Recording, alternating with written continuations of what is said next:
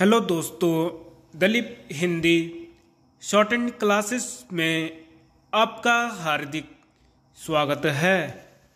दोस्तों, आज की डिक्टेशन दैनिक जागरण की संपादकीय डिक्टेशन है।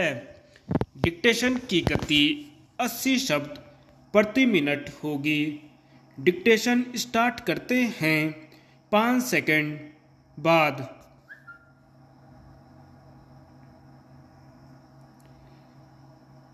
निशाने पर रामनवमी। रामनवमी पर देश के कुछ हिस्सों में जिस तरह उपद्रव हुआ और शोभा यात्राओं को निशाना बनाया गया, उससे पहले वर्ष की उन घटनाओं का स्मरण हो आया जब इसी पर्व के दौरान कई शहरों में बड़े पैमाने पर हिंसा हुई थी।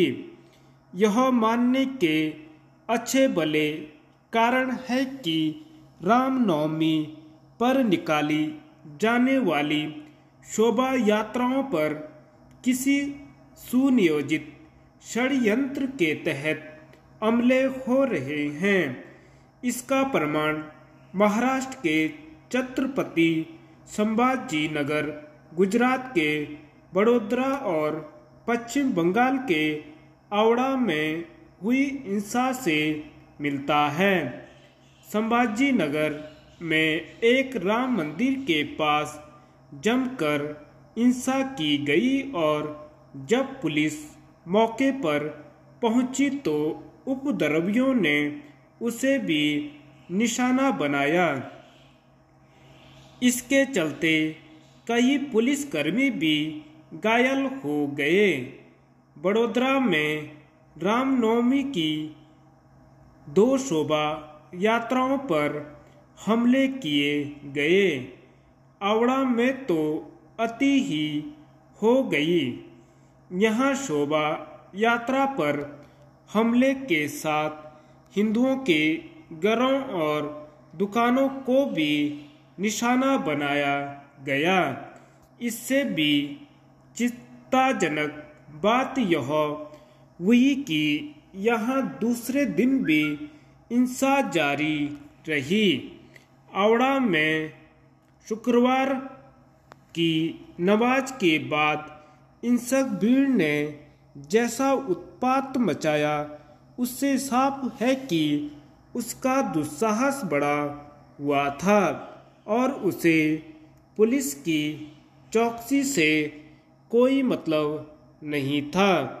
हैरानी नहीं कि मुख्यमंत्री ममता बनर्जी के इस कथन ने उपद्रवी तत्वों का दुस्साहस बढ़ाने का काम किया हो कि मुस्लिम इलाकों में रामनवमी की शोभा यात्राएं न निकाली जाएं। आखिर इस तरह का बयान देने की क्या आवश्यकता थी? क्या शोभा यात्राओं के लिए मुस्लिम इलाके निषेध हैं? यदि किसी की ओर से यह कहा जाएगा कि हिंदू समुदाय मुस्लिम इलाकों में शोभा यात्राएं न निकालें, तो फिर कोई यह भी कहेगा कि मुसलमानों को अपने जुलूस हिंदुओं के इलाकों से नहीं निकालने चाहिए। क्या ममता बनर्जी यही चाहती हैं? क्या मुस्लिम इलाके ऐसे विशेष स्थल हैं जहां अन्य किसी समुदाय के लोगों को नहीं जाना चाहिए?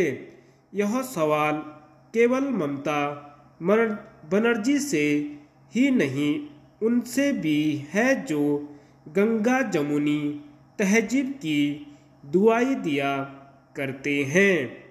या तो यह तथा कथित तहजीब एक धोखा है या फिर उसमें मुस्लिम समुदाय के अतिरिक्त अन्य किसी के लिए कोई स्थान नहीं। इस तहजीब का बखान करने वालों को यह भी बताना होगा कि आखिर शोभा यात्राओं पर ही हमले क्यों होते हैं। जब हावड़ा में शोभा यात्रा पुलिस की ओर से तय किए गए मार्ग से निकल रही थी, तब फिर उस पर कोई आपत्ति कैसे जता सकता है। इससे भी बड़ा प्रश्न यह है कि कोई शोभा यात्रा पर हमले की जुर्रत कैसे कर सकता है। आमतौर पर ऐसी जुर्रत तभी की जाती है जब पुलिस का कोई खौफ नहीं रह जाता।